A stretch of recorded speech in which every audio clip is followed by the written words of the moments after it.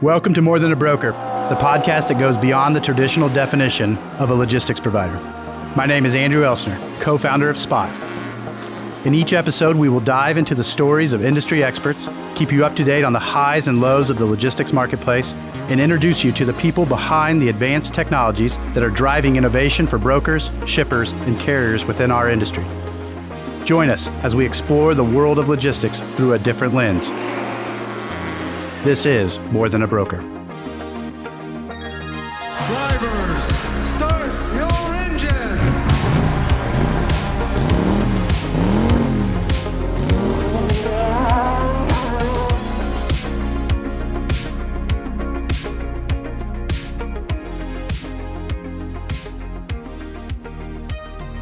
I appreciate you coming on and said one of the questions that I always like to start with, because I always find it very interesting.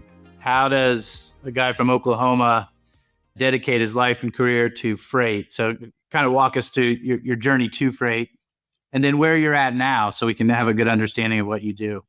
I think something that resonates in the transportation industry is oftentimes you don't go looking for transportation finds you. And then it keeps pulling you back in. So once you get in, you can't get out of it. But I do like it. So I've done a few different things in sales before I got into transportation. Lived in New York for about a decade, working in a little bit in finance. Came back to the MBA from the University of Oklahoma Sooners. And this was back 2009, 2010, 2011, very tough market, very, very tough economy. And couldn't find a job. I became a freight broker and did that for a couple years and got out and went back into finance for about a year and then came back into the freight brokerage for a couple more years before, and they're very small brokerages in Oklahoma. The second one was a shipper that I was a brokerage department in a lot of respects, especially on the sales side. And lost out on a lot of opportunities because I couldn't find the coverage I needed. And this was, 2015, 2016, not a lot of tools out there, third-party tools to source capacity.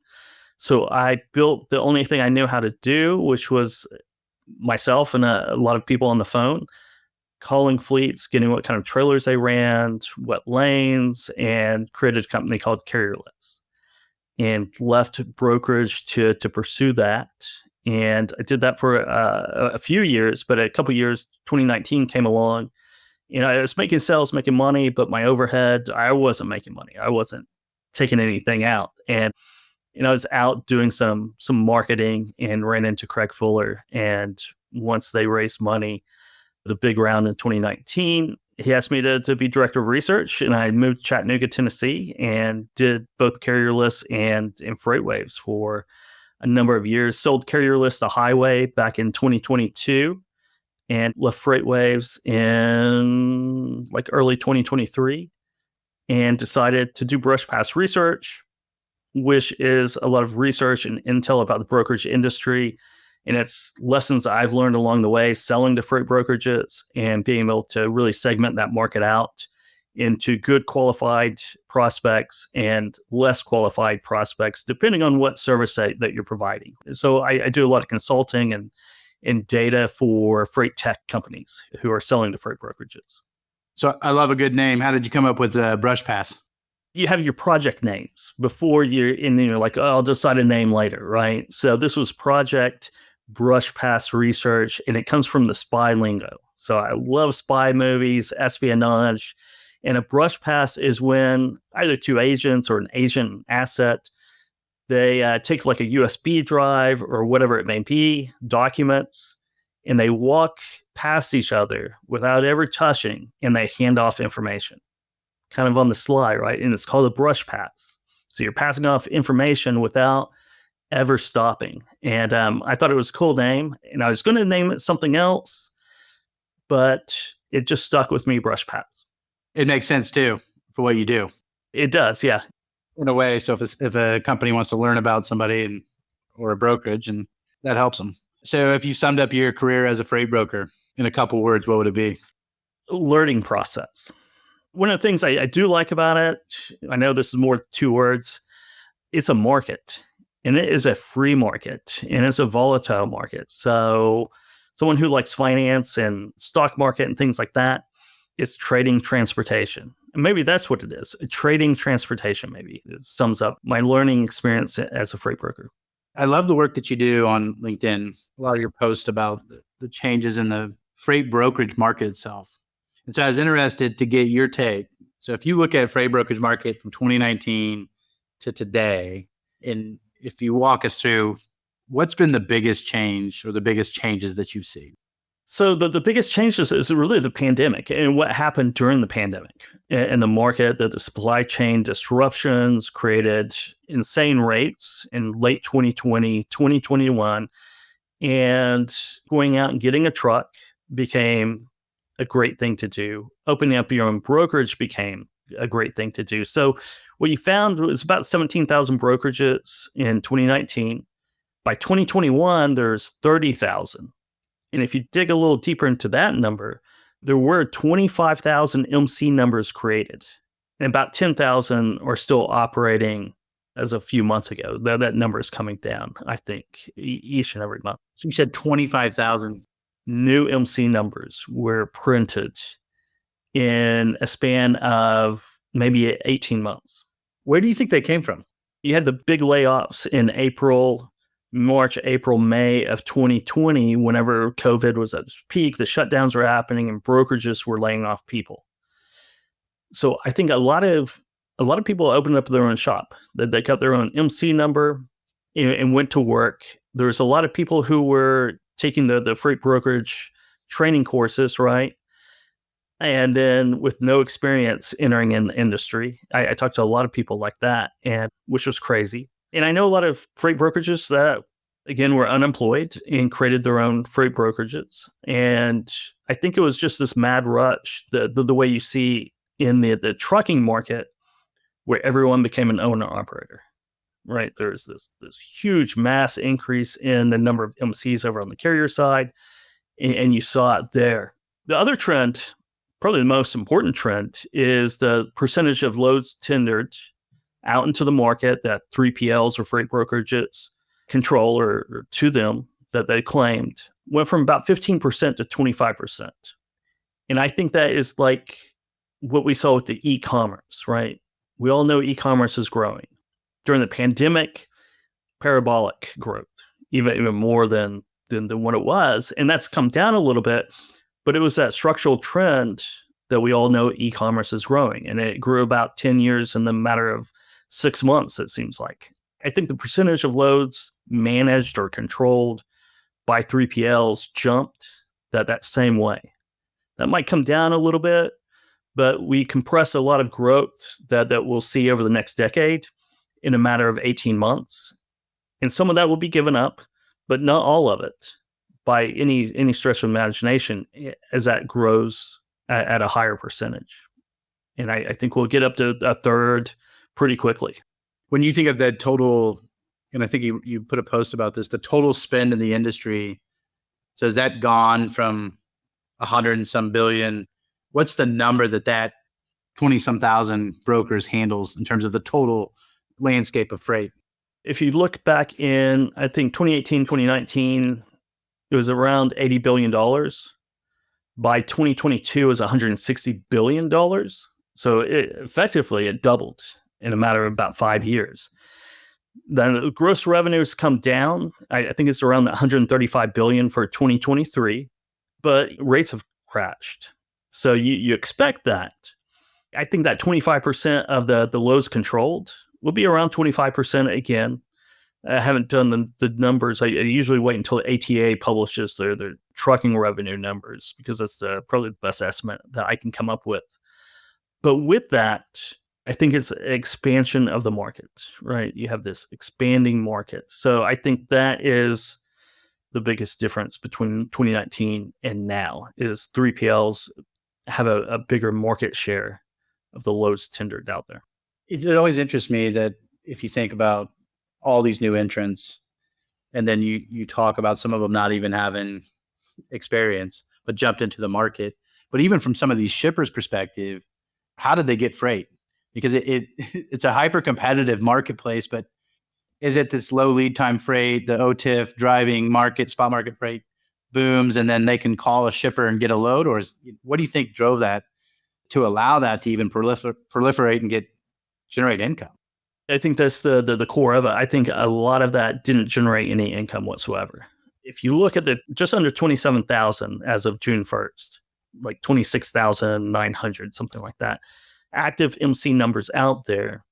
If you really break down that market, you will see that the top, say, 5,000, they threw out this 135 billion, 125 billion of that, and I don't have the exact percentage off the top of my head, I should, is in that top, say, 5,000 brokerages, right? And that escalates even further. So if you look at it, there's 20,000 brokerages, right? So about 80% or so of those MC numbers aren't even generating $1 million a year in gross revenue. And most of those are generating zero or close to zero in gross revenue. So while there are a lot of brokerages, there's a lot of brokerages created, I don't think it really, most of them aren't successful, certainly in a 2-3 year. And that's, the average lifespan of a brokerage created from 2019 is about half as long as those generated before 2019. Wow. So you say the average lifespan today is what? It's about 6 months. Wow. For those that created 2019 and to present day. What do you see is, because that's quite an amazing growth story. So you go from up to 30,000. We're already down to 26, from around 16 to 17,000 pre-pandemic. What do you see happening over the next 5 years? Do you see it continued growth, or do you see it shrinking down to a much smaller broker pool? I think that that vast number of MC numbers will shrink down, probably because, pendulum, it overcorrects on the upside and overcorrects on the downside. So I think the number of MCs will come back down to maybe 23,000. There is a natural growth of MC numbers, but I think in a lot of cases, however many MC numbers are out there, the money and the gross revenue is driven by, say, the top 1,000 or the largest 1,000, because they still own between 80 and 85% of all the revenue generated. But really the top 50, top 100 controls the majority, doesn't it? It does, yeah. Over 50%.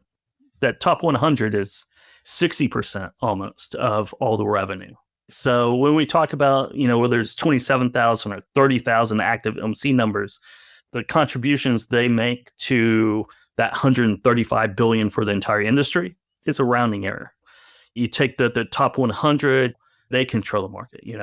People like Spot Freight, they're the big dogs. So I was thinking about this. So there's a lot of small ones that have gone out. You said a lot of them don't last.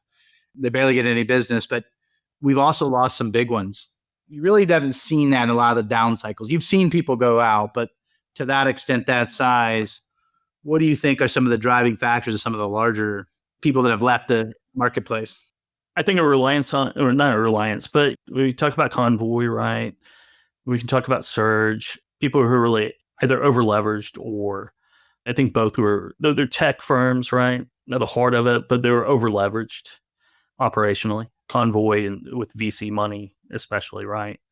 So you do see that. I know there are some that just aren't really doing very well, and larger ones that you don't really hear about in other down cycles. So I think operational leverage and maybe some of the financing that they did during the upswing has left some brokerages in quite a hole.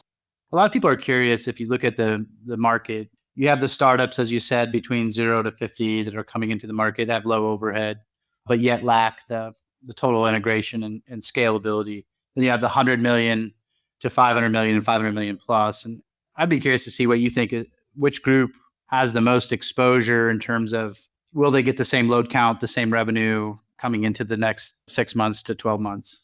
Yeah, I think 100 million to 500 million. Yeah, it's somewhere in that range, 100 to 500 million, that they have exposures. A lot of their book of business is or enterprise shipping companies, say that Fortune 1000, that have seen volumes decline a little bit. And then On top of that, contract pricing continues to decline. It's been a slow decline. I know that the gap between spot and contract was 93 cents a mile back when I was still at Freeway. It was back in, my gosh, 2022, right? And I've been talking about this for, it seems, well, it has been years now, that the difference between spot and contract should narrow, but it just has dragged on. But I think it continues to narrow, right? So I think companies that 100 million to 500 million, and when I hear market noise out there, those are the ones that are said to be struggling as well, more than their peers above 500 million and below 100 million.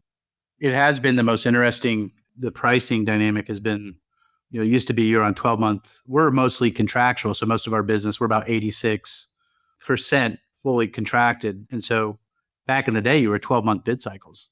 To recover rates post 22, we went to quarterly RFPs, mini bids, 6-month cycles, which has its pros and its cons, but it has been the most drastic. Plus with variable rating, API rating, the connectivity required today has changed a lot of way the bid cycle works. And so it's interesting to see. I think you're right in a lot of ways. The spot market piece will be the most interesting in the next 6 months to see what happens. It will. I saw some stuff from FreightWaves. The tender rejections are now above 5% consistently, which is still a very low number. But, when you're talking about 3%, if it can jump up to 6 or 7%, then, hey, we're more in a balanced market where things will shake out. But and you'll see more spot freight come into the market, get up to that 6 or 7%. I just don't think, back in the day, you'd look for that crossover point. I was talking to a group down in Florida. I don't think it's a recession. I think it's more of a reset. That revenue per load was unbelievable, how high. We're mostly in short haul business, but if you were in long haul business, you were up. Some produce loads were moving at $12,000, $14,000, $16,000 cross country. Reset back to today, it's back in line with 19, 18 levels, back at 4,500, 5,500, 6,500. Said, I just don't know if we'll ever, it seems like a black swan event in terms of the pandemic, back down to a reset to a more normal freight market. Yeah, I mean, definitely black swan event. You look at 2018 and you had the hurricanes in 2017, you had the ELD mandate coming on board. That didn't last for that big rush, like 9 months, maybe a year. But this was truly a black swan event. Truly, we had OTRI above 20% for an extended period of time. And as you said, $12,000 loads moving produce. And that was pretty normal. And you're exactly right about resetting down to 2019 levels, because that's where pricing really should have been. I was reading somewhere for the first time, mostly in the US, the average length of haul had been decreasing. And you look at operating ratios of fleets. Before this, we ran a fleet of about 300, 400 trucks. And if you operated at 92, 96, you were good. But some of these were operating at the best operating ratios in the history.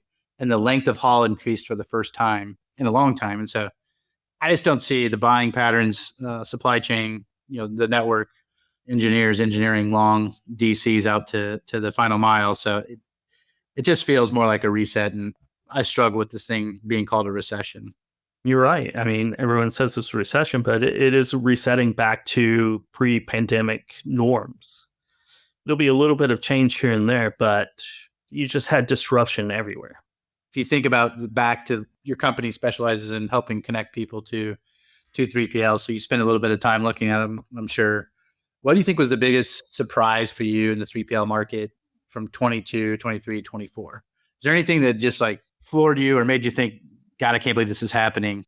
I always knew it was heavily concentrated at the top, right? You had very large players, but you had this whole universe. And I think the larger players just keep getting larger. There's a lot of consolidation, relatively speaking, in that phase. But even I was very surprised. Like, if you're selling into 3PLs, if you're judging the entire part of the industry, how, I don't really want to say how insignificant the contribution is from most of the freight brokerages, but it's true. It's true. It's run by very large organizations. There's probably 200 or 300, as you said, that have vast amounts of market share. And then you have really good businesses that cover about another 2,000. And then it is kind of immaterial for most people selling into freight brokerages, because then you're getting down into 1 and 2 person operations, which, I mean, there's a lot of products designed for that, and that's great. But if you're trying to sell enterprise solutions, or, you need 20 users for your product to make sense, your tech to make sense at the bare minimum, that constricts that down to less than 1,000 operating firms. How do you see large brokerages leveraging tech in the future to differentiate? Because you do see a SaaS product in the marketplace. If I went out and had 5 brokers, let's say, I could go get an off-the-shelf product in broker loads. Now, would the product be as sophisticated? Maybe not, but to some I've seen some over 100, 200 million that still leverage off-the-shelf tech. So how do you see large brokers in the tech space in the next 5 years? Because something has to be differentiated. If all the SaaS product, from pricing to carrier safety to sourcing, comes out to the marketplace, you can buy it at a fraction of what I invested to develop that. How do you see large brokers continuing? It's a different world.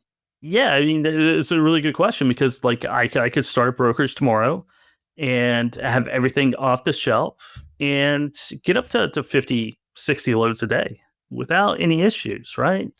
Get up to 100, I might have some issues, right? But you make a really good living, a really good business with 50 loads a day. On the larger side, it is about, you almost become a tech firm in a lot of ways, right? I mean, that's kind of your differentiation, is your technology and how you put that together, how you integrate it in with your customers and with your carriers, right? And I won't say digital freight matching, right? But it is about that fluid, automated kind of process, being able to see visibility to everything, from invoicing to where the truck is, to where the orders are, to maybe diversifying into warehousing, as well as the 4PL or the managed trans side, and having those capabilities, and how you differentiate between another large player that has the same or similar offerings, right? That the same kind of pitch, is really the quality of technology and the speed and the visibility, I think. The speed and visibility has changed dramatically. The connectivity today to shippers is amazing. It is. I mean, and now it's not like, oh, we can get you capacity. We can get you trucks. Who cares? We need to be able to manage our own supply chain through you, in essence.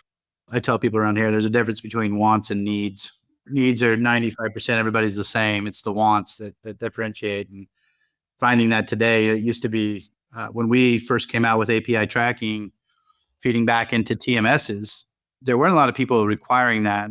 And now we're APIing back the reefer units, location and back, and we're connecting to devices within the trailer and connecting to the tractor and the mobile app things. A lot of that stuff's now becoming, you have to do it. It's a need.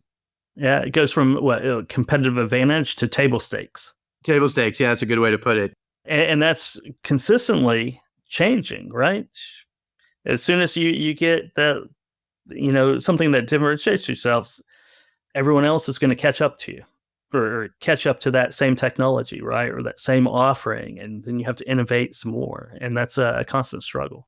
The safety, carrier safety, we spent months developing a bookability that what's the probability that this carrier would run rogue, or the probability that they'd be late. And that's something that we say is helping us, but we're reacting in a lot of ways to the marketplace where loads are being stolen every single day. I was about to bring that up too. You go back to the question you asked me about what's changed in the brokerage market. And one of the things over my 10 years plus in the industry is the amount and the organization of fraud has just become... It's insane. Insane, yeah. That is one big difference, is the industry has gotten so big, and we had the pandemic in 2021. It has attracted a lot of fraudulent players and actors and really organized crime from all over the world. We dealt with a mafia group. It's been insane to see the things that we've had to do to protect from the tech front. as we try to digitize a lot of the matching process and encourage these people they're not fools, and they know how to get into systems. They know how to copy identities. So the things that we have to do to protect us is crazy. And that becomes a differentiation, right? Is cybersecurity almost, right? The cybersecurity front's changed so much. I couldn't even imagine back in 2009 when we started, we bought a $3,000 fax server and we thought that was an investment. The amount of theft that's happening now today is, there's multiple people connected, and there's IT, and there's the warehouses and people at the warehouses, truck drivers. So it's very costly, but it's something we have to address. I was curious, you spend time looking at truck brokerages, you look at the top 50. Is there anything that you noticed that's common that says, I can look at this company and I know they're going to be a supreme operator. They're going to be one of the top ones. Is there any commonality that you see in that group?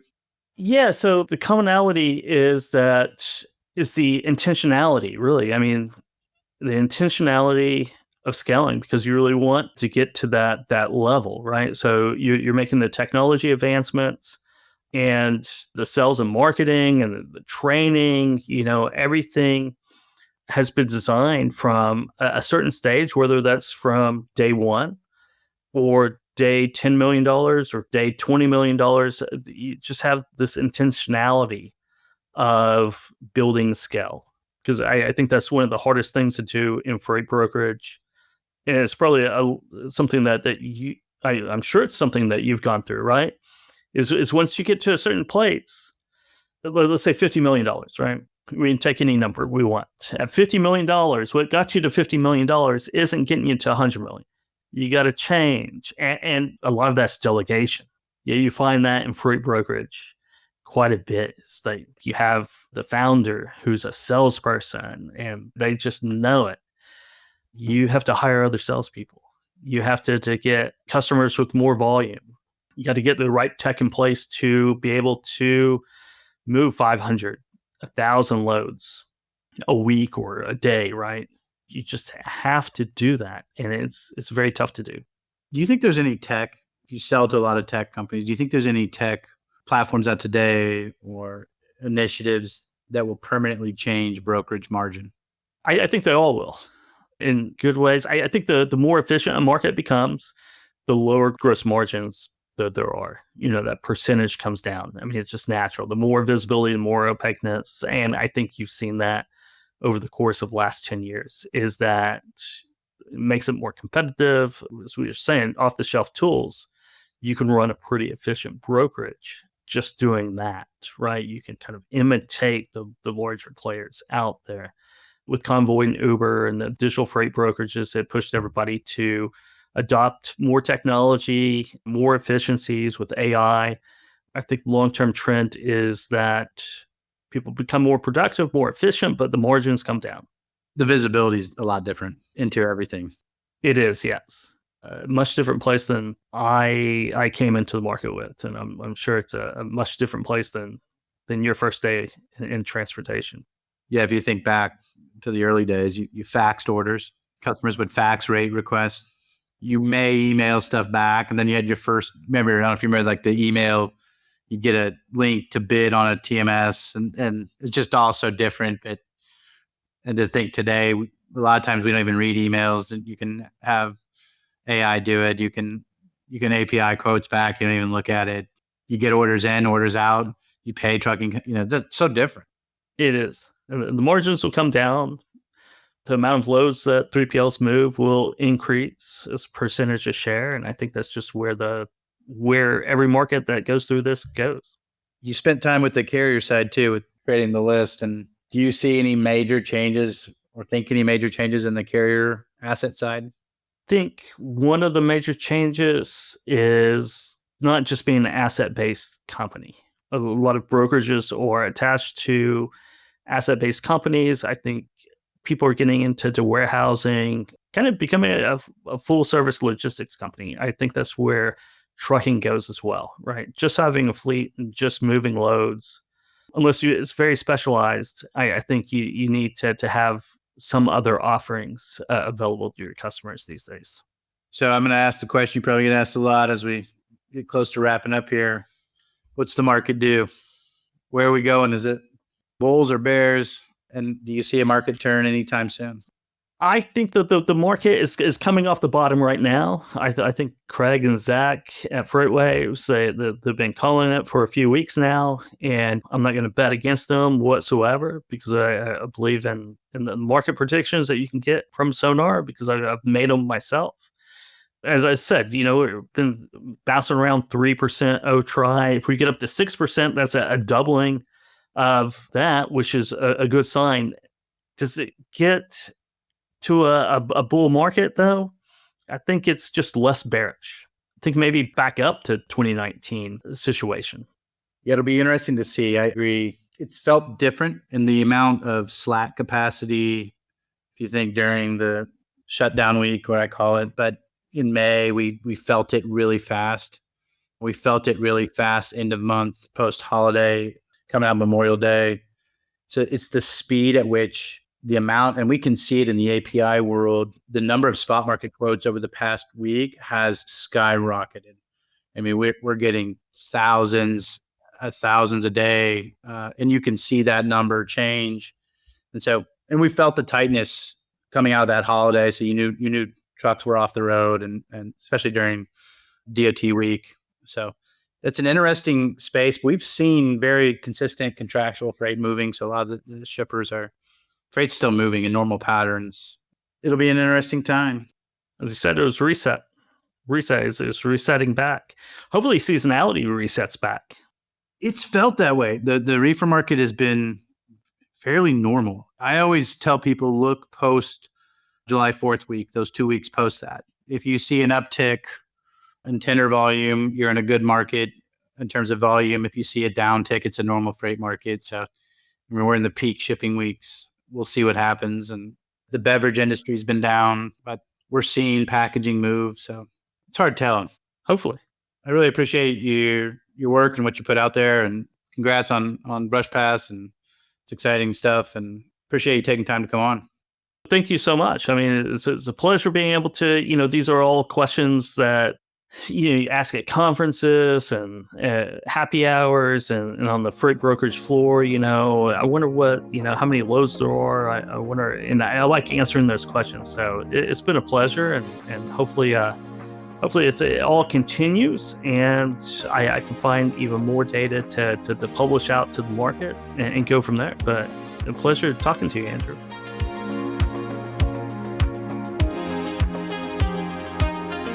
And that's a wrap for More Than a Broker.